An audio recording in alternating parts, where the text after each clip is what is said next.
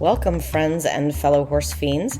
You've landed on Come Ride With Me, a podcast dedicated to helping you find harmony, joy, and success in your riding. I'm your host, Anna Fox of Equus Enlightened. This pod isn't about training your horse, but about training you to be the best partner for your horse. Listen to find out how I use my intention to direct my ride. You'll hear how I decide what to focus on, what to say yes to, and when to redirect my horse. You'll see how not getting frustrated or overwhelmed is the easiest path to sanity and harmony. So, what are you waiting for? Come ride with me. Welcome, everyone. I thought I would give you a bonus episode to answer some questions that came up with the first episode and dive a little deeper into the concepts I mentioned. One of my themes when working with horses is the notion of communication, not control. Nonverbal communication is something that horses are inherently good at. Not so much for humans. I'm not even sure most humans have good verbal communication skills. But that's okay. You can forget those skills when working with your horse. Now, that doesn't mean you can't talk to your horse, because I sure do. It just means that the bulk of your communication with your horse is nonverbal. I don't want to debate the science of whether horses understand verbal commands or not, because I think there's still a lot of science out there to be done. There's been a lot of science recently that, has shown that horses are sentient, that, that they have thoughts and feelings and things like that. Whether they really understand our words or not, maybe it's just like the theory with dogs that they understand tone and inflection more. Either way, doesn't matter. You can keep talking to your horse even if you don't verbally communicate well with humans. What I think does matter is how you approach your horse, right? And I grew up in the era of ask, tell, make. I know I still have a book around here somewhere that says that. And when I think of it now, I think how silly it really sounds, because we aren't going to make a horse do anything if they don't want to. And we can tell them, but if they don't understand, they aren't going to do it. And in my experience, when horses aren't doing something we want them to do, it's because they don't understand it, or it's causing them discomfort in some way. So the trick about asking a horse to do something is that you have to listen and wait for the answer. This is a super hard thing for humans. We must be able to sit quietly and open our minds and bodies to what the horse is going to communicate. Then you must accept the answer, even if you don't like it, right? It's like if you ask your best friend to go out on a Saturday night and they say no, they don't feel like it. You're not going to show up at their house, drag them out, kicking and screaming.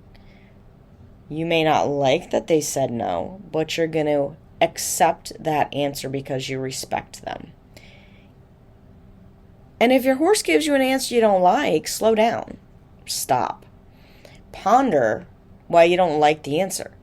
Really evaluate the horse's response on a non-judgmental level. Whatever information they just gave you is valuable. Maybe try again. See if you get a different response. If not, ask differently. Don't be afraid to experiment. In the beginning, you'll be slowing down and asking a lot of fact-finding questions. It's fine. Once you've taught the horse something and the answer is in the horse's wheelhouse, you can expect the response to come sooner, and you will eventually be doing it at whatever speed you want. So this involves maybe giving the horse a little bit of freedom. And as I say in the video, freedom even within the tack is another concept that I feel like people should be comfortable with. And it can be really triggering for some people. It does not mean that we are letting our horses do whatever they want at any time, or we're turning them loose onto the prairies never to be seen again. What it means is that we give horses respect as sentient beings. We acknowledge that they have thoughts and feelings. Again, even if we don't like those thoughts and feelings, we give the horses the freedom to tell us what is going on. We wait for their answer and then use the information they have given us to help them understand. Or maybe to help us understand why they can't do what we're asking right now. Either way, it's a win-win. A lot of domestic horses are kept in very rigid environments with little to no freedom. And imagine what it would be like to live that way, especially when your instinct is to be free roaming. Horses are saints for putting up with us humans. We often anthropomorphize them in ways that make us feel better. Like, my horse has this great barn and stall and blankets, and they get new shoes every 5 weeks, and they have a chiropractor and a massage therapist, and on, and we all know the story, right? But the horse doesn't care about that stuff. The horse would be happy roaming around with his friends, eating grass in a rainstorm. But horses do seem to like to connect with humans. For whatever reason. And that's why most of us like horses, because of the connection. Just like the humans in your life, the more freedom you can give your horse to think for itself, the better your connection is going to be.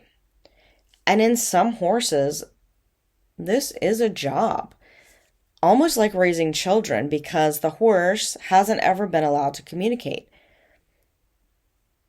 In my experience, even by just noticing and acknowledging the smallest things about how your horse feels makes a big difference.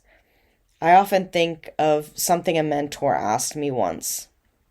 And if you know me or you've ever taken a lesson with me, you've probably heard this before, but I'm going to say it again. What do you want to be thinking of when you're cantering down center line at the Olympics? That's what she asked me. Just randomly. We weren't even talking about the Olympics. But it was in a lesson, and she said, what do you want to be thinking of when you're cantering down center line at the Olympics? And the first thing that popped into my head was, this is cool. And I probably used an expletive in there to accent that thought. But her point was made, right?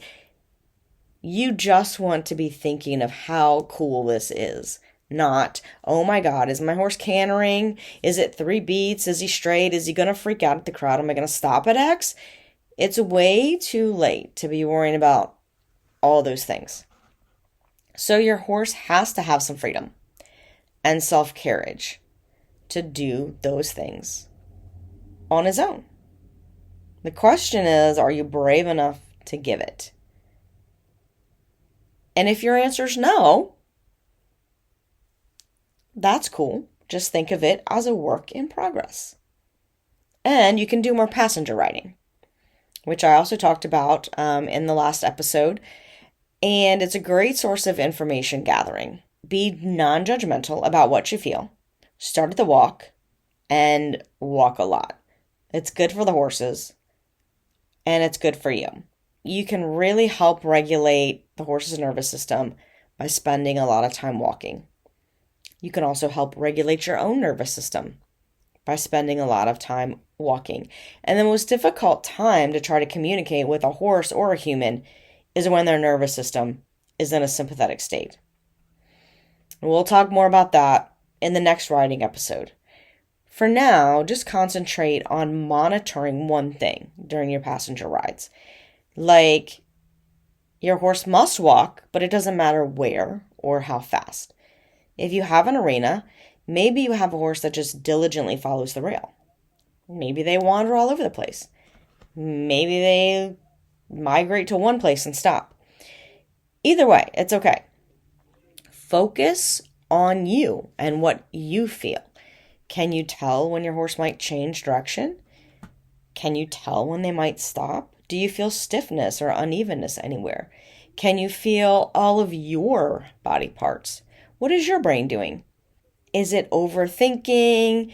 Is it wandering? Is it thinking about other things like work and dinner and kids and all of that? What is your brain doing? And can it be present with the horse and with yourself? If you don't have an arena and you don't feel comfortable just letting your horse wander, think of walking in a straight line and then making a turn, and then walking straight and then making a turn.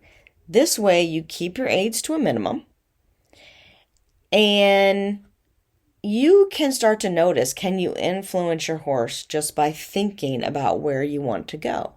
This is how we start to develop feel. Be present, notice, experiment, and feel.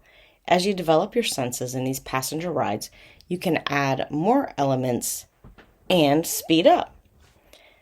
This leads me into another theory I really like, but I think I glossed over it in the video episode or in the last podcast episode. And that is less cooperation, less aids, more cooperation, more aids. The horse in the last episode likes to hang out at one end of the arena by walking the fence because her friends are turned out there, and she's more likely to stop at the opposite end of the arena. If you saw the video on Patreon, you would see where my Pivo lost the tracking at the end where she likes to walk the fence. So I was able to talk through what I was doing for the podcast, but if you were watching the video, I had to throw in some other video because you can't see that. But what I wanted to try and get across was that I could attempt to continue doing whatever I was doing, walking or trotting by that area, and adding more aids to try and mitigate her looking or wanting to turn around, or I can micromanage the situation. But when I'm doing that, what am I teaching the horse? Not much. Maybe that I'm an annoying human who doesn't pay attention, but I'm not teaching them anything useful, right? Because she wants to be doing something else, and she wants me to know that she wants to be doing something else. And so now it's kind of my job to see if I can change her thought about that. So I like to think the less cooperation, less aids, more cooperation, more aids. Also makes me think a lot about having kids, right? Because as humans, we're often trying to control every little thing. So when our horses aren't doing exactly what we think we want them to do, we do more. And the same thing with our kids.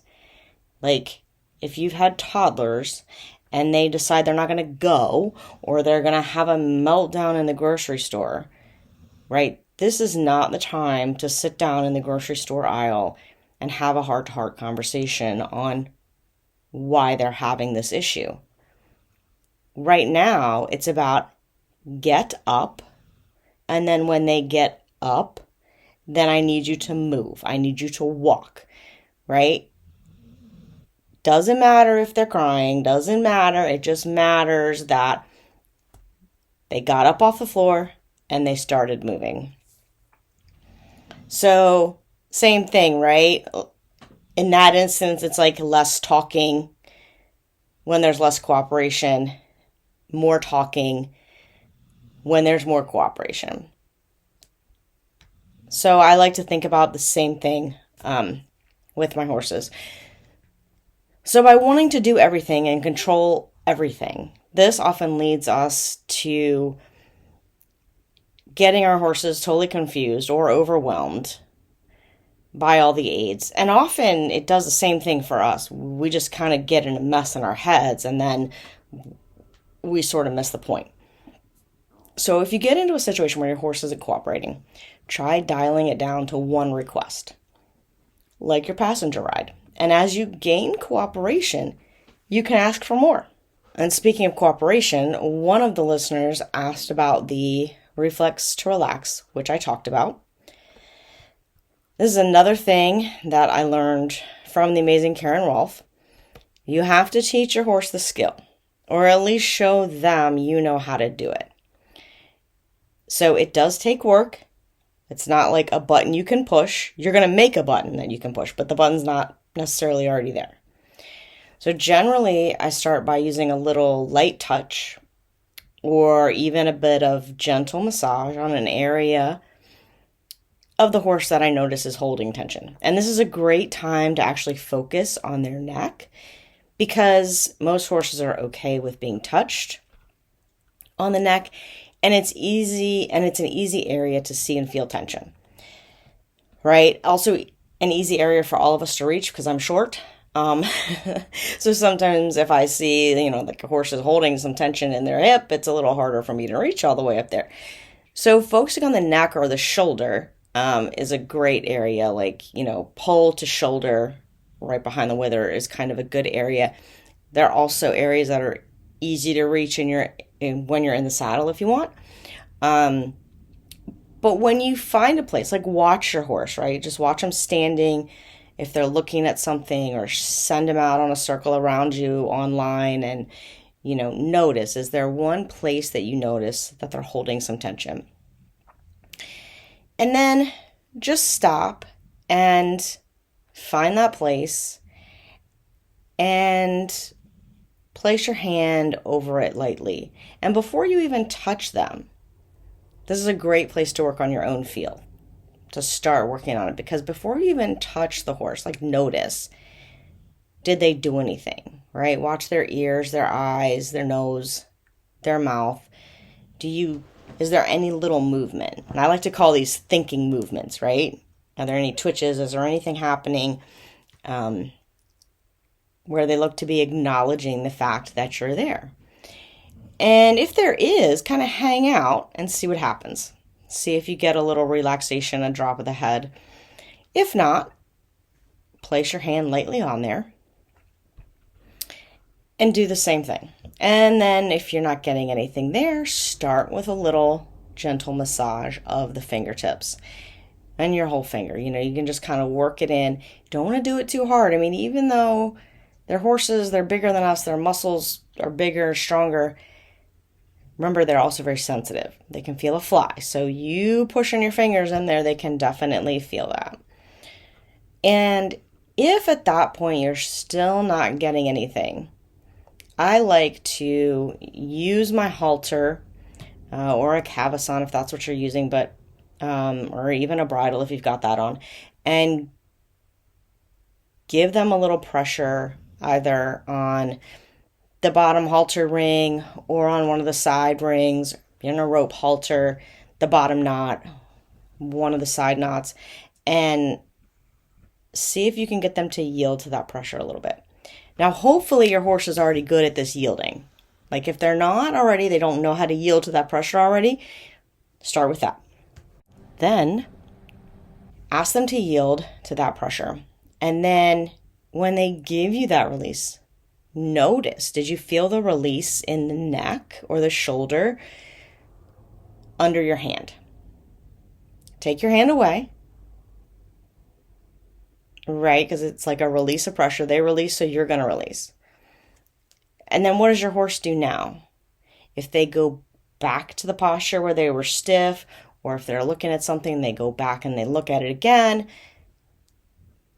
Do the whole process again. And as you continue to do this regularly, the horse will learn what you're asking. And then each time you do the exercise, you try to do it with less and less pressure. So if in the beginning you need to yield their head in some way to help get the release of the neck, do that once, twice, maybe 3 times, but then try to do it without doing that. Try to go back to just holding, not even touching the horse, right? And each time try to make less and less pressure to get that relaxation. So now you're teaching your horse at this spot, if I touch you here, if I even think about this spot, and we're going to get there, if I even think about this spot, you're going to relax. Okay. And so as they start to get a good understanding of this on the ground, you're going to start to be able to do it with just sort of placing your hand in that spot and putting your attention on that spot. So this is a really good time working on that feel and working on being present. Because if your mind's not in it, if you're out thinking about everything else or the things that your horse isn't doing, this isn't going to work. You have to be present for the relaxation to work.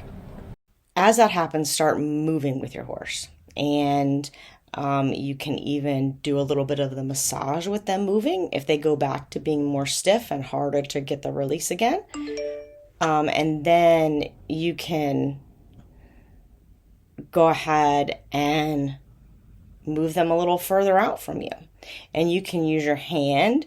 I even work horses online to the point where I can take my stick that I'm using and just point it at that place. Or I can point with my own finger, point at that spot, and they know, oh, okay, I got to relax.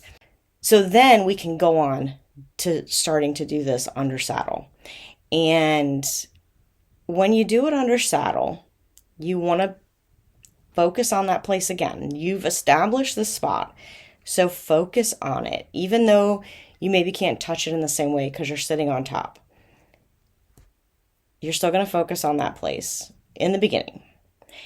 And again, we want to make sure our horse has a good yield to the bridle or the halter. So when you get on, you can think of, can you release the tension from that spot? Can you relax? And you can even maybe put your hands right by there if you want. And you should do it from both sides too. I should have specified that, but do it from both sides. Don't just do it on one side. And if you don't immediately get the release of tension, get your reins short enough so that you have some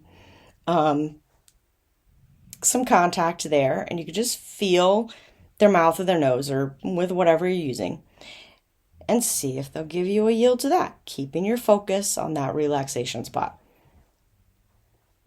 If you don't get anything, start moving your legs in there. And I like to kind of think more about just my lower leg and kind of alternating one and then the other, more like a dancing or a rocking motion, not like kick, kick, kick, kick, kick, kick, kick, right? It's more of a rhythmic. Horses love rhythmic stuff, rhythmic pressure. They like rhythm. That's why horses like musical freestyles, because they like the rhythm. Okay. And as soon as you feel that release, let it all go. Now, if your horse just braces against you or they don't yield, they try to go forward, if you think you've got a pretty good relationship and they do know how to yield to the pressure, you may just hold a little more and see if they'll figure it out. But if they really get against you, then you probably just need to go back and work on yielding to the bridle or the halter, whatever you're using, again, and then try again. Right? So don't, oh, my horse can't do this. My horse is, he's not paying attention. He's whatever. He just probably doesn't understand. So don't judge. This is a fact-finding mission, right? We're just going to say, and experiment with what you might need to change to get the right reaction, or what basic yields you might need to change, or what basic yields you might need to practice so your horse understands it better.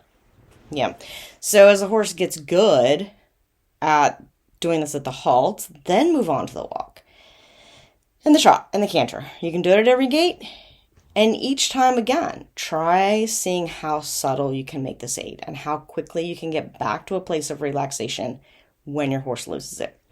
And this is when they lose it at any time. If they're looking at something, if they lose their balance, if, whatever, we always need to come back to the relaxation.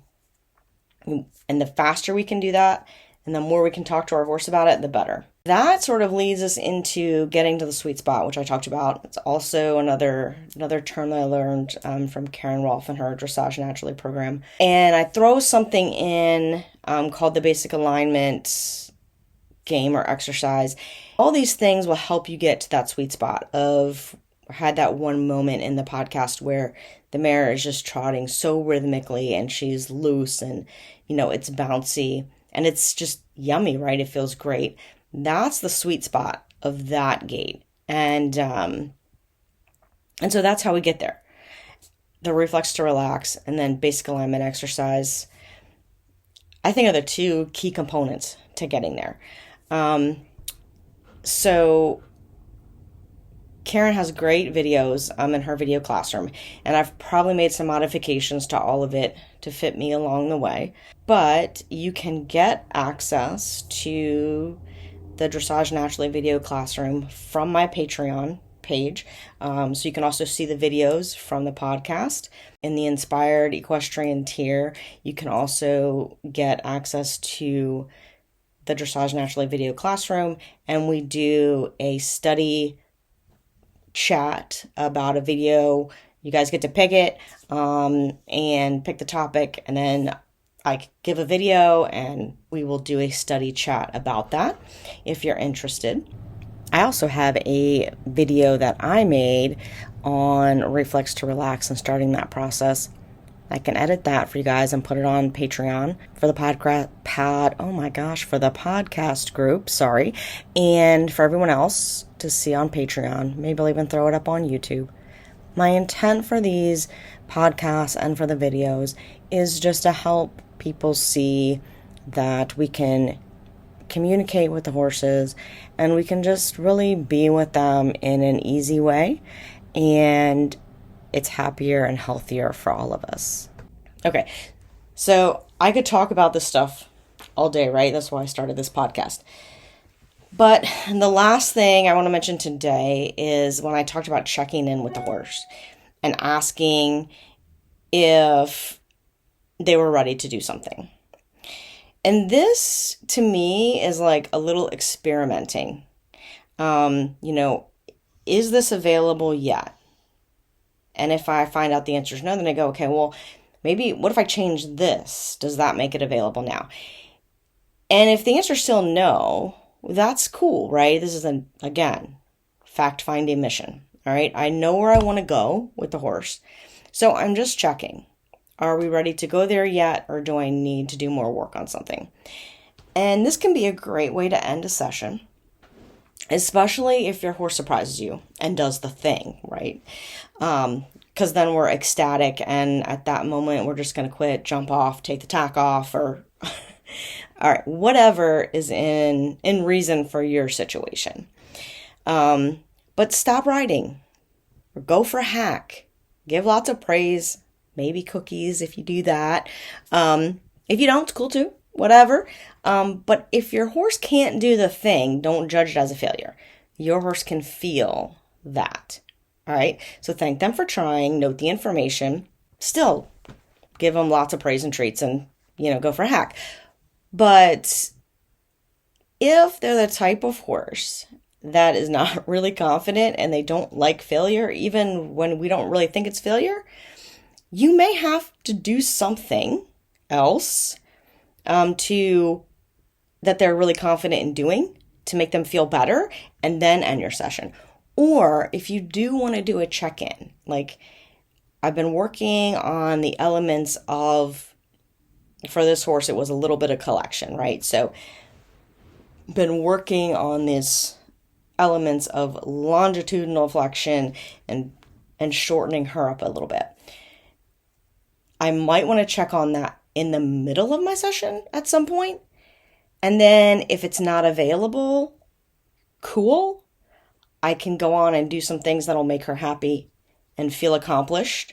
This is all about learning about your horse, learning that feel, learning how your horse thinks about your training sessions too. Like, you want them to feel just as happy and confident and, energized by a session, because that's what we always want for our horses, right? We want them to feel good. Thanks for listening to this bonus episode of Come Ride With Me, and come back next week for a new riding episode. If you'd like to learn more about what I do at Equus Enlightened, you can find me at equisenlightened.net or on patreon.com/equisenlightened. You can also find me on social media as Equus Enlightened. I will put all the links in the show notes. And until next time, happy riding. Oh, before you go, please remember to rate, review, and share this pod so others can find it. I would love constructive criticism, but like my mom used to say, if you don't have anything really nice to say, there's no need to say it. Just ride on, my friends. Have a great week.